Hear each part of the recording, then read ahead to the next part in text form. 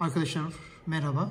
Bu videomuzda sizlere TP-Link'in TL-W Adana 830 Rize Edirne modeli bu Export Point Repeater cihazının nasıl kurulacağı hakkında bilgi vereceğiz. İlk olarak cihazımızı açtık. Güç açık şu anda. Bir Ethernet kablosu yardımıyla bilgisayarımıza bağlıyoruz.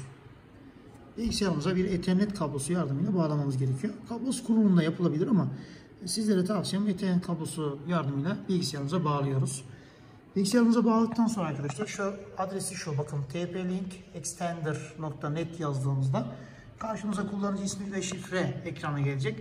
Kullanıcı ismi ve şifre ekranı bir de yukarıdaki adres çubuğundaki yazılması gerekenleri zaten modeminizin, cihazınızın, router'ınızın altında bakınız burada veriyor. Buradakileri deneyebilirsiniz. Ben bu bilgilerle giriş yapamıyorum, kabul etmiyor diyorsanız şurada bir reset düğmesi var bakın. Şu cihazın şurada bir reset düğmesi var. Buraya ucu çok sivri olmayan bir cisim ile 10 saniye 15 saniye basılı tutun. Şu default ayarlarına dönecektir ve bu şekilde giriş yapabilirsiniz. Peki giriş yaptık. Şöyle karşımıza bir ekran geldi. Quick Setup ekranında Next diyoruz. Burada çok önemli bir detay var. Biz bu cihazımızı kablosuzdan kablosuza mı kullanacağız? Kablo takıp internet yayılmasını mı istiyoruz? Burası çok önemli. Siz ne yapacaksınız? Eğer ki range extender yani mesafe arttırıcı istiyorsanız arkadaşlar range extender yani öbür odadaki kablosuz interneti kablosuz olarak dağıtılmasını istiyorsanız bunu seçeceksiniz.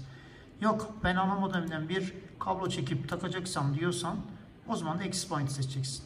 Range extender'dan başlayalım. Şöyle seçtik onu ileri dedik.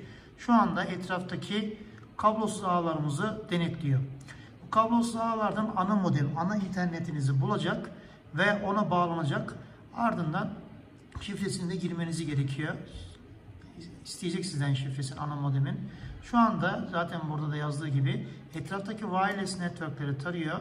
Sizin etrafınızdaki wireless networklerden hangisi kendi ana modeminizin interneti ise bakınız burada bir sürü. Hangisi? Örneğin şu seçili olanı seçip bununla next dediğinizde sizden kullanıcı ismini isteyecek bu ana cihazınızın wireless'in şifresini. Onu da girdikten sonra artık bu da aynı oradaki cihazla aynı isim ve şifreyle yayın yapmaya başlayacak. Mesafe arttırıcı range extender kurulumu bu şekilde kıymetli arkadaşlar. Ne yaptınız? Şuradan Quick Setup'tan Next Range Extender'ı seçtiniz. Etraftaki kablosuz ağları denetliyor.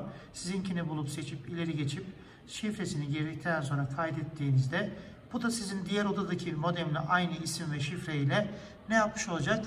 Biraz daha fazla çekime sahip bir şekilde hizmet sunacak. Bir diğeri de access point kıymetli arkadaşlar. Access point için ise sizin ana modemden buraya bir internet kablosu getirmeniz gerekiyor. Aynı bunun gibi. Bir ucunda ana modem, bir ucunda bu olacak. O zaman da access point seçiyorsunuz. Şuraya gelip access point'te buraya bir isim vereceksiniz. Bu cihaz ana modemden farklı bir isimle yayın yapacak.